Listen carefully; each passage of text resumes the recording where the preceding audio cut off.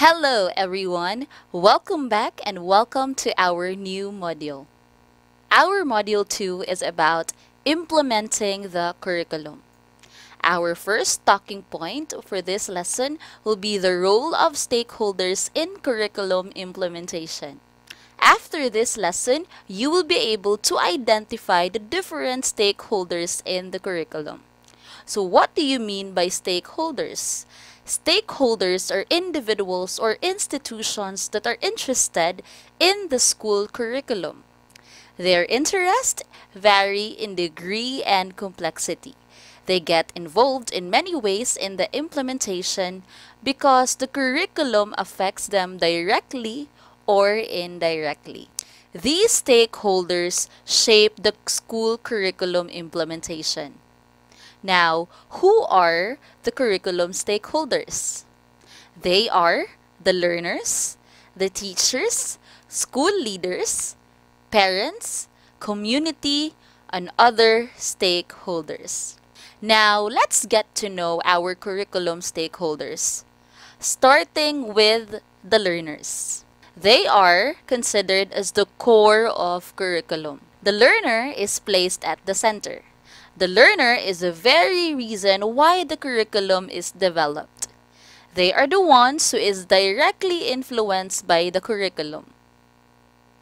Everything in curriculum should revolve around the learner's interest, needs, abilities, and capabilities.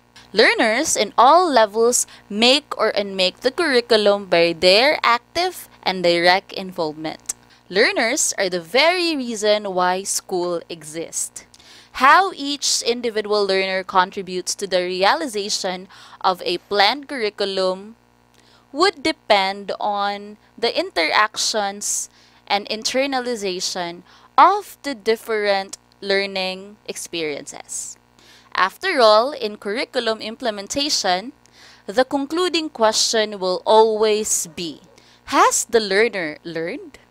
Second stakeholders are the teachers. They served as curriculum developers and implementers.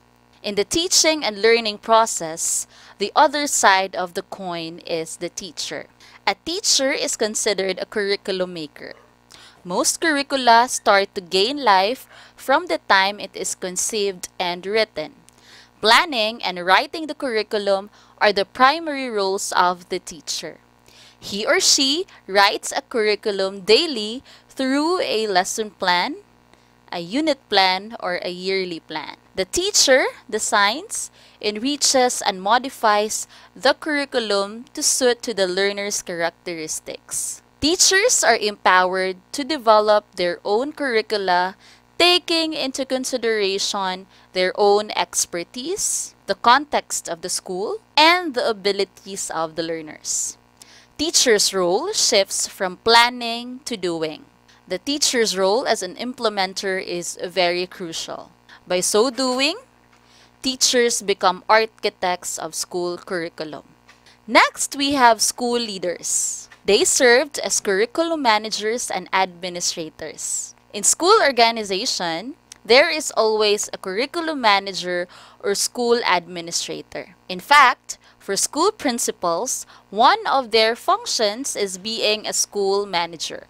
The question is, why are school administrators and curriculum managers important to curriculum implementations? They are important because they supervise curriculum implementation, they select and recruit new teachers, they admit students, procure equipment and materials needed for effective learning. They also plan for the improvement of school facilities and physical plants. The role of administrators can never be ignored. The principle of command responsibility and institutional leadership rests on the shoulders of the school administrators. The final decision-making in terms of the school's purpose rests on the shoulders of the school administrators. In the academic institutions, school administrators have great stake or concern about what kind of curriculum their schools offer and how these are implemented. Next, we have the parents as supporters to the curriculum. Now, what are the contribution of parents to the school curriculum? It's simple that parents are the best supporters of the school, especially because they are the ones paying for the child's education. Parents' voices are very loud and clear. In our country, it is a general fact that even in college, the parents are responsible for their child's education. The power of parents to influence curricula, to include instructional materials and school activities is great, such that success of curricula would somehow depend on their support. Now, how do parents shape the curriculum? And why are they considered as stakeholders? Here are some observations. Effective parental involvement in school affairs may be linked to parent educational programs, which is central to high-quality educational experiences of the children. The parents' involvement extends to the confine of the school to the homes.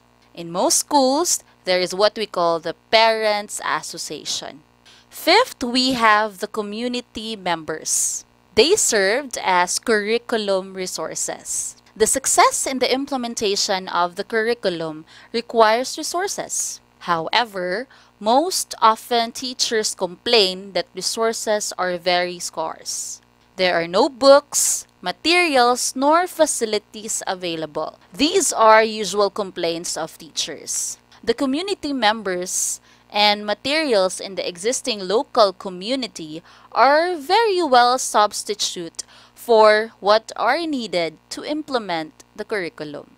Respected community members may be included in school boards as in some schools. We are down to our last, the other stakeholders in curriculum implementation. There are other important stakeholders in curriculum implementation. Professional organizations have shown great influence in school curriculum. They are being asked by curriculum specialists to contribute in curriculum review because they have a voice in licensure examinations, curriculum enhancement, and many more. Often, professional organizations are those each profession like the teachers' organization, lawyers' organizations, medical doctors' association, engineers' organization, and many others. On the other hand, since all schools in the country are under the regulation of the national government, as provided for in the Philippine Constitution,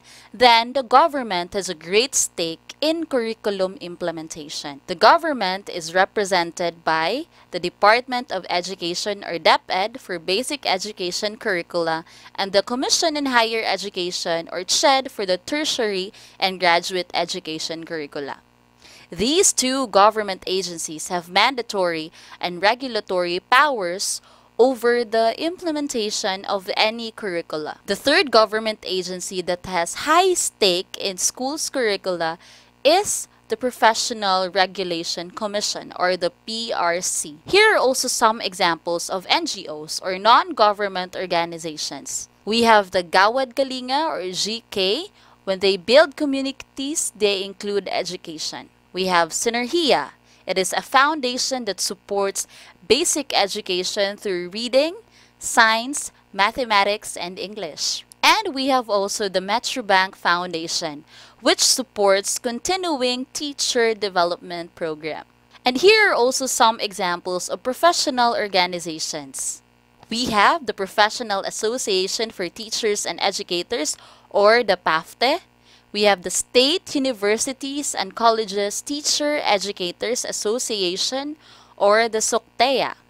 We have the National Organization of Science Teachers and Educators or the NOSTE and Mathematics Teachers Association of the Philippines or the MTAP. Again, our curriculum stakeholders are the learners, the teachers, the school leaders, parents, community, and other important stakeholders, especially the government organization, the non-government organization, and professional organizations.